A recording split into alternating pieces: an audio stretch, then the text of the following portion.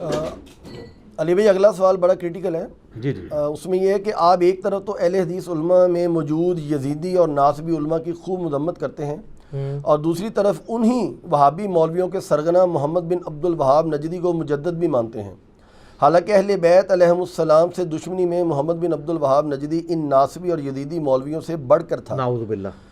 علی بھائی ان کے بابے کا رد آپ کیوں نہیں کرتے جبکہ باقی کو آپ چھوڑتے نہیں ہیں؟ اس کی وجہ یہ ہے کہ ان کا جو بابا ہے نا وہ بڑا مظلوم ہے. وہ ایسا مظلوم بابا ہے کہ اس کے فالورز نے بھی اس پہ ظلم ڈھایا اس کی غلط پکچر پیش کر کے, اور اس کے مخالفین نے تو ظاہر غلط پکچر پیش ہی کرنی تھی. محمد ابن عبد الوہاب صاحب المتوفہ 1206 ہجری بمطابق 1792 عیسوی یعنی 1792 عیسوی میں ان کی وفات ہوئی. 1703 میں پیدا ہوئے, 89 ایئرس کی ایج میں 1792 میں بمطابق 1206 ہجری فوت ہوئے. آج چل رہی ہے 1441 ہجری, یعنی آلموسٹ آپ سمجھ لیں, آپ کہہ لیں کہ 200 سے زیادہ سال گزر چکے ہیں ان کے فوت ہوئے. یہ مظلوم آدمی ہیں, ان کے اوپر اکثر باتیں جھوٹ باندھی گئی ہیں. ایون آپ دیکھیں تقویۃ الایمان کی کئی عبارتیں کتاب التوحید کے کھاتے میں ڈال دی گئیں محمد الوہاب صاحب کی کتاب میں, حالانکہ وہ عربی میں کتاب لکھی ہوئی ہے, اس کا تو اسلوب بھی بڑا زبردست ہے. اس لیے آپ دیکھیں گے کہ میرا ایک کلپ یوٹیوب پہ بہت عرصہ پہلے ریکارڈ ہوا تھا مجلس نمبر 41 کے اندر. آج مجلس نمبر ہماری چل رہی ہے الحمدللہ 87. وہ کلپ لاکھوں لوگوں نے دیکھا ہے. محمد ابن عبد الوہاب مجدد, اس میں نے ان کی انجینئرنگ کی ہے حنفیوں کی, یعنی بریلوی اور دیوبندیوں کی. وہ ہیمفرے کے اعترافات والی ایک کتاب ایک تھوپ کے اور ایک پوری ڈاکٹرائن کھڑی کی ہوئی اور ان کے اوپر جھوٹ باندھے ہوئے. میں آج اس ڈیٹیل میں نہیں جاؤں گا, وہ جس کو شوق ہے وہ کلپ دے سکتا ہے, اس کو یہ بات سمجھ آ جائے گی. پہلے یہ سمجھ لیں ان کا نام کیا ہے. عام لوگوں کو تو ان کا نام بھی نہیں پتا. یہ وہابی کی ٹرم ہی غلط ہے, کیونکہ محمد ابن عبد الوہاب کا نام محمد تھا, عبد الوہاب نہیں تھا. عبد الوہاب تو ان کے والد صاحب تھے اور وہ کٹر صوفی تھے. جی, جس طرح مولانا مودودی رحمہ اللہ کے والد صاحب ایک پیر تھے, اور ان کا جو نام مودودی ہے یہ ان کے پیر صاحب نے رکھا ہوا ہے, اور نسبت ہے ان کے آگے سے جو پیر صاحب تھے ان کا نام تھا, اس کی نسبت سے ابو الاعلیٰ مودودی رکھا گیا. اعلیٰ صفات والا, یہ سبحان ربی الاعلیٰ نہیں ہے, وہ تو پھر وہو العلی العظیم ہے, اور مولا علی کا نام بھی علی ہے, یہ اعلیٰ دوسرا ہے. تو پراپوگنڈا ہوتا ہے صرف. ان کا نام ہے محمد ابن عبد الوہاب, تو یہ وہابی خام خواہ وہ ان کے ابا جی کی طرف نسبت ہوتی ہے. وہابی تو خود حنفی ہیں, کیونکہ ان کے ابا جی بھی جو ہے وہ صوفی تھے. تو یہ تو وہابی ہے ہی نہیں ہے, اور اسی لیے میں ان کو کریڈٹ دیتا ہوں. جس چیز کو ڈسکریڈٹ مانا جاتا ہے, آپ کو پتہ ہے 1885 یا 1887 کی بات ہے جب اہل حدیث کے خلاف پراپوگنڈا شروع ہوا نا سب کانٹیننٹ میں. میں کوئی اہل حدیث کا وکیل نہیں سر, آپ کو پتہ ہے سب سے زیادہ یوٹیوب پہ میرے خلاف اگر کسی کی ویڈیوز ہیں نا وہ اہل حدیث ہیں. لیکن میں کیا ہوں, اولو العلم قائما بالقسط, اہل علم انصاف پر قائم, جو سچی بات ہے ڈنکے کی چوٹ پہ کریں گے. اعلیٰ حضرت پہ جھوٹا الزام لگایا شیخ مکی نے, میں نے دفاع کیا. مولانا مودودی پہ جھوٹا الزام لگایا شیخ مکی نے, میں نے دفاع کیا.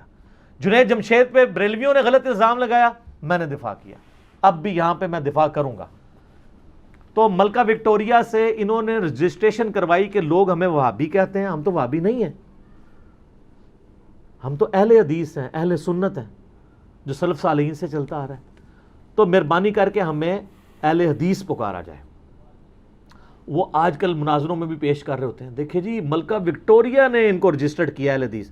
تو سر دیوبند اور بریلویوں کے مدرسے کو حضرت عمر فاروق رضی اللہ تعالیٰ عنہ نے رجسٹر کیا تھا. 1867 میں مدرسہ دیوبند بنا ہے نا, انگریزوں کی حکومت آ چکی تھی 1856 کے بعد. مدرسہ دیوبند کو رجسٹر کس نے کیا ہے؟ گوروں نے, ملکہ وکٹوریہ نے, اور ایون ان کو چندہ بھی جاتا تھا. منظر الاسلام بریلی 1896 میں بنا ہے, اس کو بھی ملکہ وکٹوریہ نے رجسٹر کیا ہے. جس طرح ہماری اب اکیڈمی رجسٹر ہے تو گورنمنٹ آف پنجاب سے ہم نے رجسٹر کروائی ہوئی ہے, تو جو حکومت وقت ہوگی اسی سے رجسٹر ہوگی. الہدا انٹرنیشنل ڈاکٹر فرد ہاشمی کی جو جماعت ہے وہ کینیڈا میں جو ہے وہ رجسٹر ہوئی ہے, اور ان کی ہیڈ بھی ملکہ وکٹوریا ہی، آپ کو پتہ ہے. بے شک. تو اس سے کوئی فرق نہیں پڑتا، خام خواہ مطلب وہ انگریزوں کا ایجنٹ اور اس طریقے سے کہانیاں کرانی شروع کر دیتے ہیں. وہ تو گورنمنٹ سے جسے. لیکن سر میں سلام پیش کرتا ہوں، سلوٹ کرتا ہوں اہل حدیث کو کہ ان کو تو یہ شرم آئی کہ ان کو کوئی شخص رسول اللہ کے علاوہ کسی اور کی طرف منسوب نہ کرے صلی اللہ علیہ وآلہ وسلم. اور آپ اتنے بے شرم ہیں کہ آپ آج تک انڈیا، پاکستان، بنگلہ دیش کی مسجدوں میں دیوبند اور بریلی لکھ کے انڈیا کے 2 شہروں اور ان بزرگوں کے بنائے ہوئے مدرسوں کے ساتھ اپنے آپ کو منسوب کر رہے ہیں. آپ کی تسلی نہیں ہوتی. آپ مسجد میں لکھتے ہیں مسجد اہل سنت والجماعت حنفی، آگے بریکٹ میں بریلوی یا دیوبندی لکھتے ہیں. تو اس لحاظ سے تو اہل حدیث آپ سے بازی لے گئے ہیں کہ انہوں نے اپنے آپ کو محمدی بھی نہیں کہلوایا. وہ تو صرف حنفیوں کے اگینسٹ محمدی ٹرم ڈیوائز کرتے ہیں. ویسے تو ہم مسلم ہیں، ہوا سماکم المسلمین. اہل حدیث بھی اپنے آپ کو مسلم ہی سمجھتے ہیں اور ہم سب کو ہی مسلمان سمجھتے ہیں. کیوں؟ کیونکہ نام ہے وہابی، نام ہے بابی، میں ہوں مسلم، علمی کتابی، ہمیں کیا لینا دینا کسی کے ساتھ. تو ان لوگوں نے اپنے بابوں کے ساتھ رشتہ جوڑا ہوا ہے، بریلی دیوبندی. اس لحاظ سے تو اہل حدیث بازی لے گئے. ان کی جرت ہے کہ یہ جا کے کہیں کہ ہمیں بریلوی دیوبندی کے نام سے رجسٹر نہ کیا جائے، اور یہ تو مسجدیں رجسٹر کراتے ہیں اس نام سے. تو اس لحاظ سے تو وہ بازی لے گئے نا.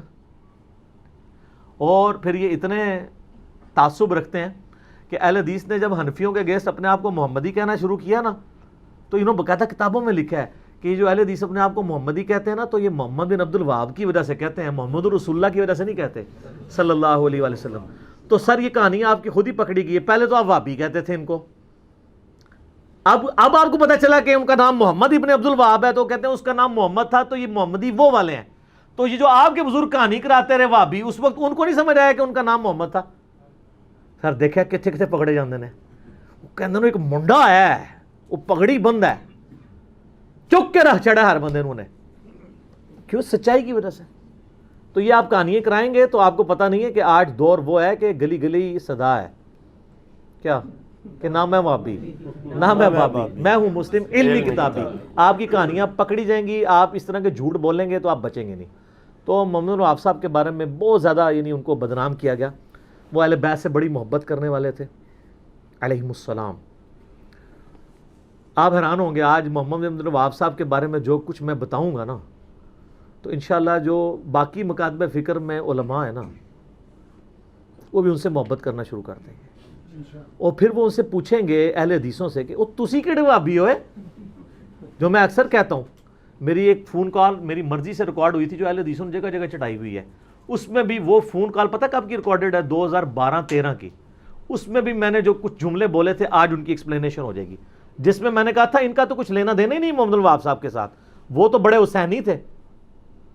آپ بتائیں محمد ابن عبد الوہاب المتوفا 1206 ہجری بمطابق 1792 عیسوی ان کی ڈیتھ کا ایئر ہے. ان کے 6 بیٹے تھے. ان کے سب سے بڑے بیٹے کا نام تھا حسین، ماشاءاللہ. جیسے امام مسلم کی کنیت ہے ابو الحسین مسلم بن حجاج القشیری المتوفا 261 ہجری.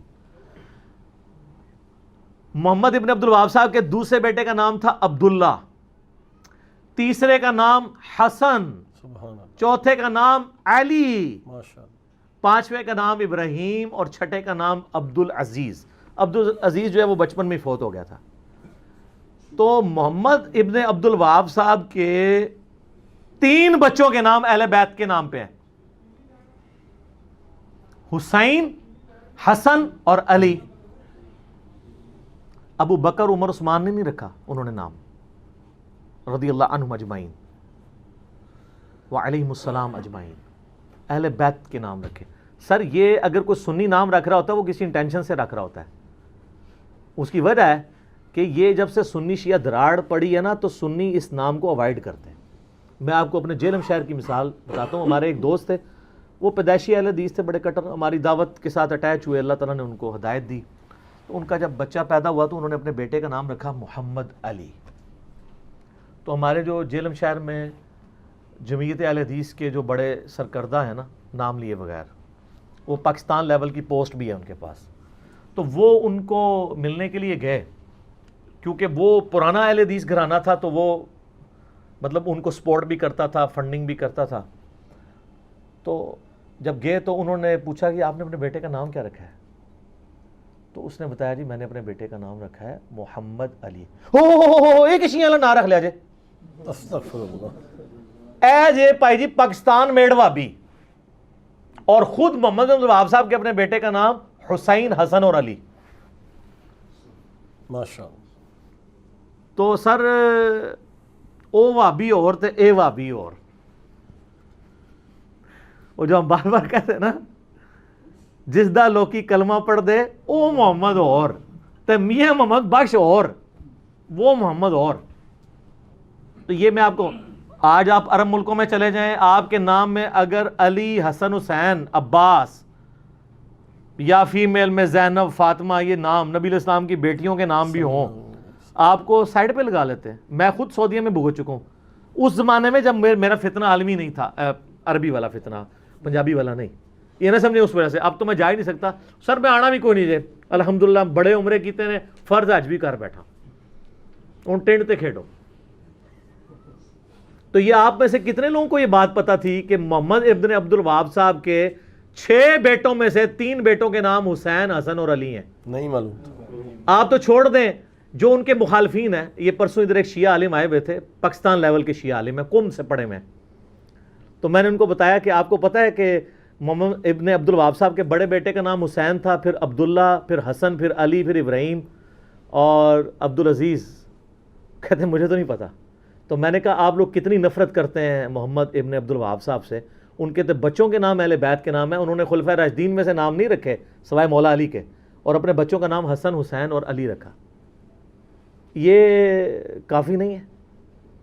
اور اس سے بڑا ٹروتھ میں نے پھر ان کے اوپر ریویل کیا. آپ کو پتہ ہے ایک کتاب بڑی مشہور ہے سیرت کے اوپر, اسلامک ہسٹری میں سب سے پہلی جو اتھینٹک کتاب ہے سیرت نبوی کے اوپر صلی اللہ علیہ وآلہ وسلم, وہ محمد ابن اسحاق بن یسار کی ہے, جو شاگرد ہیں انس ابن مالک صحابی رسول کے, جنہوں نے 20 سال نبی علیہ السلام کو 10 سال تک وضو کروایا. المتوفہ 150 ہجری, 150 ہجری میں محمد ابن اسحاق فوت ہوئے ہیں. ان کی سیرت کی کتاب ہے, وہ کتاب عربی کے اندر ہے, اردو میں بھی ترجمہ نہیں ہوا اس کا. اس کی تلخیص لکھی ان سے تقریباً 100 سال کے بعد, آلموسٹ, یا 50-60 سال کے بعد آپ کہہ لیں, ابن ہشام نے. سیرت ابن ہشام اسے کہتے ہیں, اسے سیرت ابن اسحاق کہتے ہیں. اور امام ابن ہشام فوت ہوئے ہیں 218 ہجری میں, 218 ہجری میں, یعنی امام بخاری کی وفات سے بھی پہلے, یعنی وہ سینئر لوگوں میں سے. اسی کی تلخیص یعنی لکھی, اور اسی سیرت کو مختصر کر کے محمد ابن عبد الوہاب صاحب کے بیٹے ہیں عبداللہ بن محمد بن عبد الوہاب, المتوفہ 1242 ہجری, آج چل رہا ہے 1441 ہجری. آج سے 200 سال پہلے وہ فوت ہوئے ہیں. ان کے دوسرے نمبر کے بیٹے جو ہیں, بڑے تو تھے حسین, پھر عبداللہ, پھر حسن, پھر علی, پھر ابراہیم, پھر عبدالعزیز.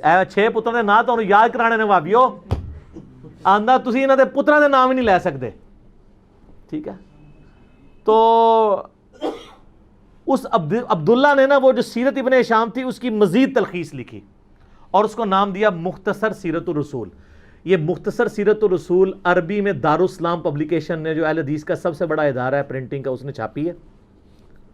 اردو ترجمہ انہوں نے نہیں چھاپا, کیونکہ وہ کچھ باتیں ایسی ہیں جو پبلک کے سامنے نہیں کرنی چاہیے.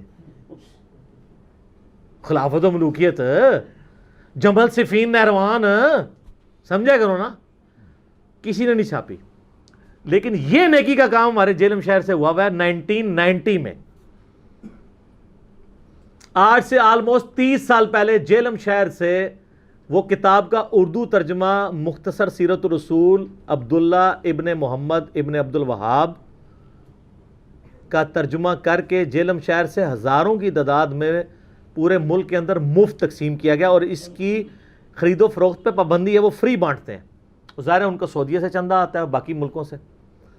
اور لیکن میرا خیال ہے ترجمہ کروا کے وہ بھول گئے, انہوں نے خود کوئی نہیں پڑھی کہ اس میں لکھا کیا ہوا ہے. اب اس ویڈیو کے بعد مصیبت بن جائے گی, ان کو نسخے لے کے تلف کرنے پڑ جائیں گے, جو میں چیزیں آپ کو بتاؤں گا. اور یہ بائی چانس اس وقت میرے ٹیبل پہ پڑی ہے کیونکہ پرسوں مجھے ایک شیعہ عالم ملنے کے لیے آئے تھے تو ان کو میں نے وہ حوالے دکھائے. یہ سر ان کو زیارت تو کرائیں, یہ سیرت الرسول, اور اس کے اوپر لکھا ہے جامعہ علوم عصریہ جہلم شریف میں نے پڑھا ہے.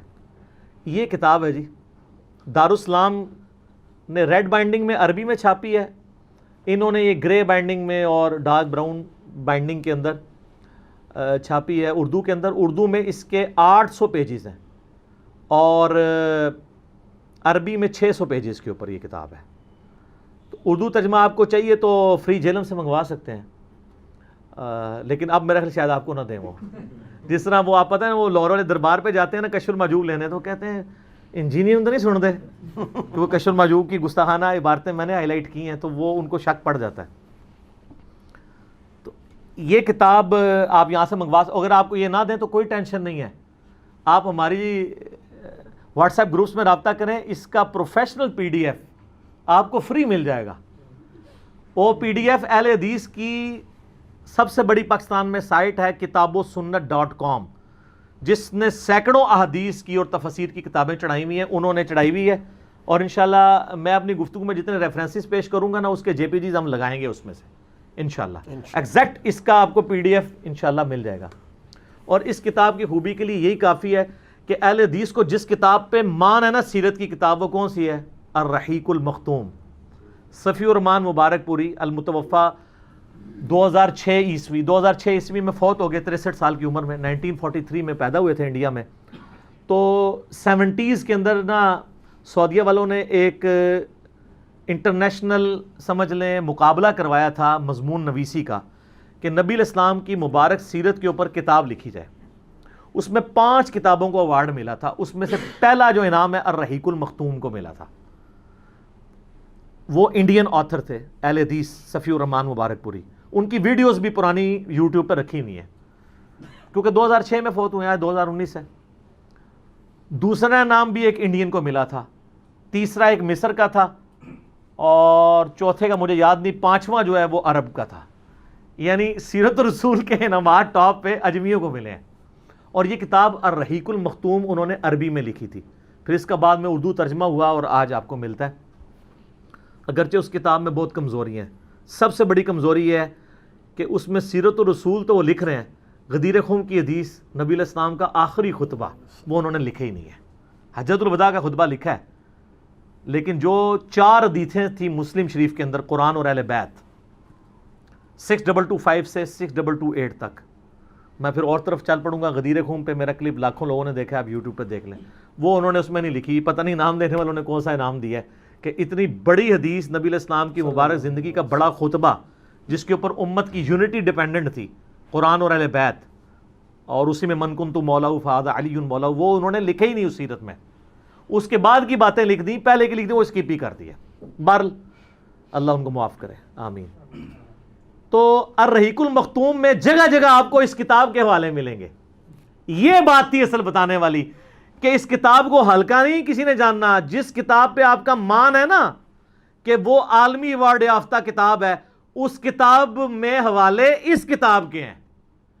آپ فٹ نوٹ پہ آپ لوگ کھول کے پڑھیں گے, لکھا ہوگا مختصر سیرت الرسول بائی عبداللہ بن محمد بن عبد الوہاب نجدی.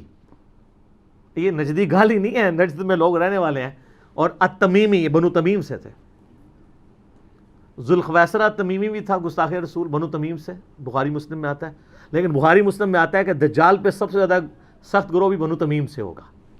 تو بنو تمیم میں اچھے لوگ بھی ہیں, برے بھی ہیں. جیسا کہ مرزا فیملی میں غلام احمد قادیانی دجال بھی ہے, اور انجینئر محمد علی مرزا بھی ہے. ٹھیک ہے, وہ اللہ کے کام ہے. تو سر یہ مختصر سیرت الرسول, میں نے کہا جی آپ نے یہ پڑھی ہے. انہوں نے تو وہ شیعہ عالم جو تھے وہ ان کو تو پتہ بھی نہیں تھا یہ کتاب ہے. میں نے کہا یہ جیلم سے ہے, آپ پی ڈی ایف بھی ڈاؤن لوڈ کر سکتے ہیں. اس کتاب پہ میں 1 گھنٹہ بول سکتا ہوں, لیکن مختصر سے ٹائم پہ 10 چھوٹے چھوٹے حوالے دوں گا, اور ان کی انجینئرنگ نہیں کروں گا. اس کے لیے آپ میرا ریسرچ پیپر 5B پڑھیں, جس کا میں تعارف اینڈ پہ کراؤں گا. پہلے کرا دیا تو آپ کو برا لگے گا. اس کے اوپر آپ مولا علی والا چیپٹر نکالیں سر, اینڈ پہ جا کے آتا ہے مولا علی کے اوپر چیپٹر. سیرت الرسول لکھی ہے اور ساتھ خلفائے راشدین کی بھی لکھی ہے انہوں نے, مختصر سی خلافت راشدہ کے اوپر. مولا علی والا چیپٹر ان کا سٹارٹ ہوتا ہے جی پیج نمبر 781, حضرت علی ابن ابی طالب کی خلافت. 782 پیج پہ یہ پہلا ریفرنس میں پڑھ رہا ہوں ورڈ بائی ورڈ اہل حدیث سے معذرت کے ساتھ، اور جو علمی کتابی مسلمان ہیں پوری دنیا میں کسی بھی فرقے میں ہیں ان کو خوش کرنے کے لیے ورڈ بائی ورڈ پڑھ رہا ہوں، سنیں۔ حضرت معاویہ رضی اللہ تعالیٰ عنہ نے اہل شام سمیت حضرت علی رضی اللہ تعالیٰ عنہ کی بیعت نہیں کی، پھر ان کی صرف مخالفت ہی نہیں کی بلکہ ان پر قتل عثمان میں اعانت یعنی مدد کرنے اور اس پر رضامندی کا الزام بھی دھر دیا، مگر اللہ نے ان کو اس سے بچا لیا۔ میں امیر شام کے بارے میں کوئی کمنٹس نہیں کرتا، یہ جو کر دیے ہیں خود ہی کافی ہیں، اور یہ بالکل صحیح بات لکھی ہے انہوں نے۔ اس کے سپورٹ میں گھنٹوں بول سکتا ہوں، نہیں بولوں گا چونکہ یہ خود اتنے بڑے عالم ہیں کہ ان کو مجھے سرٹیفائی کرنے کی ضرورت نہیں ہے، کوئی اہل حدیث کے امام ہے۔ اچھا جی، دوسرا ریفرنس جنگ جمل کے کانٹیکسٹ میں وہ لکھتے ہیں، اس کے بعد حضرت علی نے حضرت عائشہ کو مدینہ منورہ بھیج دیا، وہ جانے لگی تو لوگ ان کو ودا کرنے کے لیے دور تک ان کے ساتھ گئے۔ یہ ودا لفظ نہیں ہوتا، ودا ہوتا ہے زبر کے ساتھ۔ حضرت علی رضی اللہ تعالیٰ عنہ نے سفر خرچ کا انتظام بھی کیا، اس طرح وہ باحفاظت اور صحیح سلامت گھر پہنچی۔ بعد میں وہ اپنے سفر کو یاد کر کے اس قدر روتی کہ آنسوؤں سے ان کا دوپٹہ بھیگ جایا کرتا اور کہتی کاش میں پیدا ہی نہ ہوئی ہوتی، کاش میں اس واقعے سے 20 سال پہلے ہی مر جاتی۔ اللہ، ظاہر ہے قرآن میں حکم ہے نبی کی بیویوں گھروں میں ٹھہری رہو، بے شک۔ تو وہ اس چیز کو یاد کرتی تھی۔ پھر ہوب کے کتے بھی بھونکے، وہ بھی حدیث ہے جامعہ اس میں مسند احمد میں۔ باقی اب میں اس میں نہیں بولوں گا، وہ 5B میں آپ پڑھ لیجئے گا، میں اینڈ پہ بتا دوں گا۔ ریفرنس نمبر 3 جنگ صفین کے بارے میں لکھتے ہیں، عمار کی شہادت کے بعد عمر ابن عاص نے لڑائی چھوڑ دی، ترک کر دی، اور بہت سے لوگوں نے بھی ان کی پیروی کی۔ حضرت معاویہ رضی اللہ تعالیٰ نے ان سے پوچھا آپ نے لڑائی کیوں ترک کی ہے؟ انہوں نے کہا ہم نے عمار کو قتل کر دیا ہے، اور میں نے حضرت صلی اللہ علیہ وآلہ وسلم سے سنا ہے کہ آپ علیہ السلام فرمایا کرتے تھے کہ عمار کو باغی جماعت قتل کرے گی، معلوم ہوا کہ ہم تو باغی ہیں۔ اس پہ حضرت معاویہ بولے خاموش رہ، واللہ تم اونٹ کی طرح اپنے ہی پیشاب میں پھسلتے ہو، یعنی تم یہ حدیث بھی جانتے ہو جیسے اونٹ پیشاب کر کے بیٹھ جاتا ہے، تو کام تو تم نے خود ڈالا ہے میرے ساتھ مل کے، اور اب اپنی غلطی خود ہائی لائٹ کر رہے ہو۔ کیا ہم نے ان کو قتل کیا ہے؟ ان کو تو علی رضی اللہ تعالیٰ ان کے ساتھیوں نے قتل کیا ہے جنہوں نے ان کو ہمارے درمیان لا پھینکا، ہم تو اپنے بچاؤ کے لیے لڑ رہے تھے جس میں وہ قتل ہو گئے۔ ان کا حضرت عمار جو لڑنے آئے تھے حضرت علی کے ساتھ نہ آتے تو نہ قتل ہوتے، یہ اسی طریقے سے ہے کہ نہ آپ روڈ پہ چڑھتے نہ ایکسیڈنٹ ہوتا نہ قتل ہوتے۔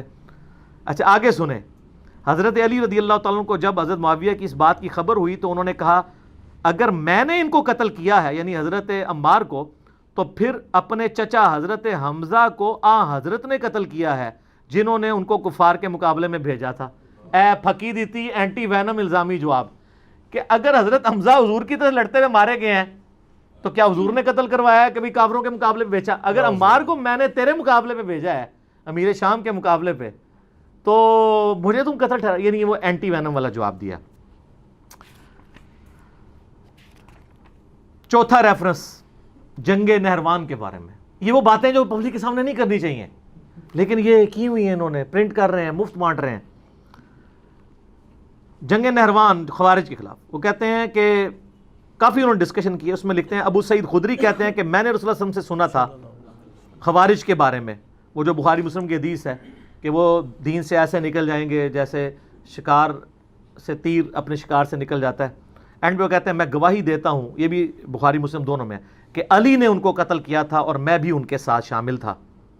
انہوں نے اس آدمی کو لانے کا حکم دیا جس آدمی کے بارے میں بخاری مسلم میں آتا ہے کہ ان کا سرغنہ وہ ہوگا کہ جس کا ایک بازو کٹا ہوگا اور اس کی جگہ گوشت کا ایک لوتھڑا لٹک رہا ہوگا، تو اس کی لاش 3 دفعہ ڈھونڈی گئی، بخاری مسلم میں آتا ہے، نہیں ملی، پھر حضرت علی خود گئے اور لاشوں میں سے نیچے سے نکالی، تو وہاں پھر صحابہ نے نعرہ لگایا کہ حضرت علی حق پہ ہیں، کیونکہ نبی علیہ السلام نے پہلے ہی فرمایا تھا کہ یہ ان کے سرغنہ کی نشانی ہوگی۔ پھر وہ کہتے ہیں کہ صحیح مسلم میں حضرت ابوبکر رضی اللہ تعالیٰ عنہ سے مروی ہے کہ اگر وہ فوج جو خوارج سے لڑے گی اس کے ثواب کو جان لے جو حضرت کی زبانی ان کے لیے مقرر کیا گیا ہے، تو وہ مزید عمل کرنے کی ضرورت ہی محسوس نہ کریں اور اسی پر بھروسہ کر لیں۔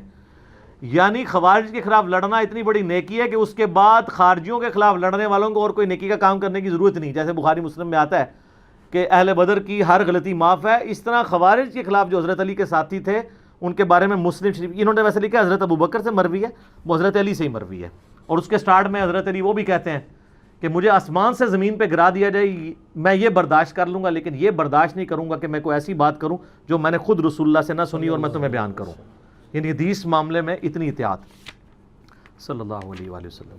5واں ریفرنس یہ کہتے ہیں نا جی وہ جی حضرت عثمان کو عبداللہ ابن سبا اور پتہ نہیں کوئی یہودی پارٹی تھی آل امیہ کو بچانے کے لیے. میں نے بخاری مسلم سے ثابت کیا ہے آل امیہ کی وجہ سے حضرت عثمان شہید ہوئے ہیں, ان کے گورنروں کی وجہ سے. انہوں نے حضرت عثمان کا چیپٹر پڑھیں, کہیں نہیں ڈالا عبداللہ ابن سبا کا نام تک نہیں لکھا. الٹا حضرت علی والے چیپٹر میں انہوں نے بتایا کہ یہ جو حضرت علی کی شان میں غلو کرنے والے رافضی تھے وہ حضرت علی کے دور میں نکلے ہیں. اس کے اوپر پورا چیپٹر انہوں نے بنایا ہے. فرقہ غالیہ کا خروج, حضرت علی کے زمانے میں ایک غالی فرقہ پیدا ہوا. کرتے کرتے نا اینڈ پہ وہ لکھتے ہیں کہ حضرت علی نے اپنے غلام قمبر کو بلایا اور پھر انہوں نے جو ہے نا وہ ان لوگوں کو آگ میں جلا دیا جن لوگوں نے حضرت علی کے لیے الوہیت کلیم کی تھی, جس کی باقیات آج کل یہ نصیری ہیں. اور پھر وہ بخاری میں آتا ہے نا کہ حضرت ابن عباس تک بات پہنچی تو کہتے کاش حضرت علی ایسا نہ کرتے, کیونکہ یہ سزا آگ میں جلانے والی اللہ کے ساتھ خاص ہے, مخلوق نہیں جلا سکتی. تو حضرت علی نے کہا کہ ابن عباس نے سچ کہا. اور ابو داؤد میں ہے کہ انہوں نے کہا کاش مجھے یہ پتہ ہوتا پہلے. یعنی حضرت علی نے جان بوجھ کے ایسا نہیں کیا تھا, لیکن حضرت علی کا غصہ اتنا تھا کہ مجھے خدا کے مقابلے پہ ٹھہرا رہے ہیں, تو انہوں نے ان کو قتل کی وجہ آگ میں جلوایا تھا. یہ تو خود مان رہے ہیں اس میں. اچھا جی, ریفرنس نمبر 6 حضرت علی کے بارے میں لکھتے ہیں کہ لباس اور خوراک میں آپ کی سادگی بیان سے باہر ہے. آپ کا عمل اور فضل اسلام کی طرف سبقت اور رسول اللہ کی مائیت میں کفار سے جہاد ازر من الشمس ہے صلی اللہ علیہ وآلہ وسلم. پھر لکھتے ہیں امام احمد بن حنبل اور قاضی اسماعیل بن اسحاق کہتے ہیں, اور یہ صحیح سند سے المسند الحاکم میں ہے, کہ حضرت علی رضی اللہ تعالیٰ عنہ کے فضائل اور مناقب میں جتنی احادیث مروی ہیں دوسرے کسی آدمی کے فضائل اور مناقب میں اتنی احادیث نہیں ہیں. اے لکھ رہے تھے جی سعودیہ والے وہابی اور پاکستانی وہابی کے کہہ رہے ہیں, اور رہن دو میں آج نہیں, آج اپنے بزرگوں نو رو. ریفرنس نمبر 7 وہی جو ہم کہتے ہیں حضرت علی نے حسن ابن علی کو اپنا خلیفہ نامزد نہیں کیا, انہوں نے بھی وہی لکھا. کسی نے کہا کیا آپ اپنے بعد آنے والے خلیفہ کو نامزد کریں گے؟ انہوں نے فرمایا نہیں, میں تمہیں اسی طرح چھوڑوں گا جس طرح رسول اللہ صلی اللہ علیہ وسلم تمہیں چھوڑ گئے تھے. بعض نے کہا کہ آپ لوگوں سے حسن کے لیے بیعت لے لیں تو آپ کے انتقال کے بعد ہم آپ کی کمی محسوس نہیں کریں گے. فرمایا میں نہ تمہیں اس کا حکم دیتا ہوں نہ منع کرتا ہوں, یہ تمہارا اپنے چوائس ہے, میں یہ کام نہیں کروں گا. یہ بات ہے سب, خلافت و ملوکیت میں یہ فرق ہے. ریفرنس نمبر 8 سر یہ سب سے کڑوا ہے اور آیا 8 نمبر پہ ہے. جنت کے بھی 8 دروازے ہیں نا, بخاری مسلم میں آیا ہے کہ رمضان میں وہ 8 دروازے کھول دیے جاتے ہیں, اور مسلم شریف میں ہے جو وضو کے بعد اشہد ان لا الہ الا اللہ اشہد ان محمدن عبدہ ورسولہ پڑھ لے, جنت کے 8 دروازے کھول دیے جاتے ہیں. تو sir reference number 8 word by word, بنو امیہ حضرت علی کی تنقیص اور ان کے بارے میں نازیبا الفاظ استعمال کرتے رہے, مگر اس سے علماء کے دل میں ان کی محبت بڑھ گئی اور قدر و منزلت میں اضافہ ہو گیا. عمر بن عبداللہ بن زبیر کہتے ہیں کہ بنو امیہ 60 سال تک ان کو گالیاں دیتے رہے. یہ سب کا لفظ نہیں ہے, عربی کھولیں, شتم کا لفظ ہے. سب کا ترجمہ تنقید بھی ہو جاتا ہے نا, اس لفظ کا نہیں ہوتا سب و شتم جو ہم بولتے ہیں. اور یہ نہ سمجھے کہ یہ انہوں نے کہانی لکھی. سر صحیح مسلم 6229 حدیث لعن اللہ ابو تراب کہتے تھے, ابو تراب علی بن ابی طالب پر لعنت, یہ لفظ بولتے تھے نعوذ باللہ آل امیہ. تو یہ آپ کے بزرگ ٹھیک لکھ رہے ہیں. 60 سال تک ان کو گالیاں دیتے رہے مگر ان کا کچھ نہ بگاڑ سکے, بلکہ ان کی شان پہلے سے بھی بلند ہو گئی. آگے الفاظ بڑے سخت ہیں. دین نے ایک عمارت کھڑی کی جس کو دنیا نے گرا دیا. وہ کہتے ہیں مولا علی کو اللہ نے کھڑا کیا دین کی عمارت کے طور پہ. یہ دنیا کے جو پرستار تھے نا آل امیہ, انہوں نے اس کو گرانے کی کوشش کی, لیکن دنیا کچھ نہ بنا سکی مگر جو کچھ بنایا اس کو بھی منہدم کر دیا. وہ کہتے ہیں آل امیہ کے پلے کوئی شے ہے بھی تھی نا, وہ بھی انہوں نے گوا دی. حضرت علی کو یہ کی تنقید نہیں کر سکے. ہر طرف علی علی ہو رہی ہے. وہ سر ناسبیوں کی مسجد میں بھی 4 خلفاء کے نام لکھے ہوتے ہیں, پیچھے کیا رہ گیا؟ علی کو کون نیچا کر سکتا ہے؟ ناسبیت کو ہوا دینے والے لوگ بھی حق 4 یار کہتے ہیں, حق 5 یار نہیں کہتے. اس سے بڑی کیا جیت ہوگی سیدنا علی کی. سیکنڈ لاسٹ ریفرنس نمبر 9, وہی حدیث لکھی ہے ابو داؤد ترمذی کی کہ میرے بعد خلافت 30 سال تک رہے گی. اس کے کانٹیکسٹ میں لکھتے ہیں اور حضرت علی کی خلافت 4 سال اور 8 مہینے ہے. اس کو حدیث میں 30 سال اس لیے کہا گیا کہ اصل مدت اس کے قریب قریب ہے, یا حضرت حسن رضی اللہ تعالیٰ عنہ کی مدت خلافت کو اس میں شمار کیا گیا ہے کیونکہ وہ اس کو مکمل کرتی ہے. وہ کہتے ہیں حضرت حسن کے جو 6 مہینے ہیں وہ ملا کے یہ 30 سال پورے ہوتے ہیں. اور یہ تو ابن تیمیہ نے منہاج السنہ میں لکھا ہے کہ ربیع الاول میں نبی علیہ السلام کی وفات ہوئی 11 ہجری میں, اور ربیع الاول 41 ہجری میں صلح حسن ہوئے. حضرت حسن کی صلح پہ 30 سال پورے ہوتے ہیں. تو خلیفہ راشد 5 ہیں, ابو بکر, عمر, عثمان, علی, حسن ابن علی. اور یہ محمد بن عبد الوہاب صاحب کے بیٹے بھی یہ بات مان رہے ہیں اور لکھ رہے ہیں. آخری ریفرنس ہے خلافت حسن کے اوپر انہوں نے چیپٹر باندھا ہے. اس کے بعد صلح حسن کے اوپر انہوں نے اس کے اوپر کنکلوڈ کیا ہے اور حضرت حسن کا خطبہ نقل کیا ہے جو انہوں نے معاویہ سے صلح کے بعد دیا تھا. اس خدا کا شکر ہے جس نے ہمارے ذریعے تمہارے پہلوں کو ہدایت بخشی. یعنی انہوں نے کہا کہ تمہارے باؤ اجداد کو اللہ نے ہم بنو ہاشم کے ذریعے ہدایت دی اور ہمارے ذریعے تمہارے پچھلوں کا خون بند کیا. آج بھی ہم نے ہی قربانی کی ہے اور اپنی مسند چھوڑی ہے, قتل و غارت سے بچایا ہے تمہیں. وہ دوزخ کی آگ سے بچایا تھا اور یہ دنیا کی آگ سے بچا لیا. سب سے بڑی دانائی پرہیزگاری ہے اور سب سے بڑا عجز بدکاری ہے. پھر میرے اور معاویہ کے درمیان جو اختلاف پڑ گیا تھا قطع نظر اس سے کہ وہ حق پر تھے یا میں حق پر, میں امت محمدیہ صلی اللہ علیہ وسلم کی مصلحت اور ان کے خون بند کرنے کے لیے اپنے اس حق سے دستبردار ہو گیا ہوں. اور بخاری میں بھی یہ حدیث ہے میرا یہ بیٹا سید ہے, اس کی وجہ سے صلح ہوگی. اس میں امپلائڈ ہے کہ سامنے والا ہٹ درمی پہ ہوگا, اس کی وجہ سے صلح ہوگی, اس کی وجہ سے نہیں. یہاں کہتے ہیں جی ان کی وجہ سے صلح ہوئی ہے, نبی اسلام فرما رہے ہیں اس کی وجہ سے ہوگی, یہ اپنی پوسٹ چھوڑے گا. پھر معاویہ رضی اللہ تعالیٰ کی طرف منہ کر کے فرمایا میں نہیں جانتا کہ یہ تمہارے لیے فتنہ ہے یہ حکومت یا کچھ مدت کے لیے اس میں تمہارے لیے فائدہ ہے, یعنی دنیا میں کچھ فائدہ اٹھا لو. مجھے نہیں پتا, اللہ نے تمہیں آزمائش میں ڈالا ہے. تو یہ دونوں باتیں ہوئی, آزمائش میں بھی ڈلے اور فتنے کا بھی شکار ہوئے. اور یہ حقائق اگر آپ کو جاننے ہوں تو دنیا میں ایک پمفلٹ ہے جس کا عنوان ہے 5B ریسرچ پیپر. سر یہ ہاں واقعہ کربلا کا کہانی پس منظر نہیں, حقیقی پس منظر 72 صحیح الاسناد احادیث کی روشنی میں, جس میں 200 سے زیادہ احادیث ہیں. 72 کا ٹائٹل میں نے شہدائے کربلا کی نسبت سے لیا. ایک نمبر پہ کئی حدیثیں ہیں, مثلا 33 نمبر پہ 8 حدیثیں ہیں, 8 طرق غدیر خم کے. سیدنا عمر کی شہادت سے لے کر شہادت حسین تک پوری اسلامک ہسٹری کور ہوئی ہے. حقیقی خلفائے راشدین کون ہیں, جنگ جمل, صفین, نہروان, شہادت عثمان کے اصلی اسباب, صلح حسن, حضرت معاویہ کا دور ملوکیت, یزید کی ولی عہدی اور شہادت حسین ابن علی رضی اللہ عنہم اجمعین وعلیہم السلام اجمعین.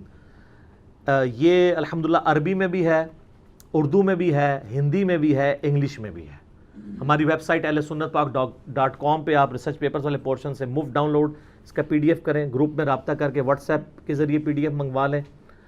اس میں اکثر حدیث بخاری مسلم سے ہیں, تحکیم کی ضرورت نہیں, اور جن پہ تحکیم کی ضرورت تھی میں نے دور حاضر کے بڑے بڑے محدثین شیخ البانی رحمہ اللہ تعالی, شیخ زبیر علیزئی رحمہ اللہ تعالی, شیخ شعیب ارنوت رحمہ اللہ تعالی, شیخ سلیم اسد اور غلام مصطفیٰ ظہیر حافظہ اللہ تعالی من الجنت والناس, جو زبیر علیزئی صاحب کے باغی شاگرد, لیکن تحکیم تو لگا بیٹھے ہوئے ہیں وہ, اور ہم نے اس میں ڈالی ہوئی ہے.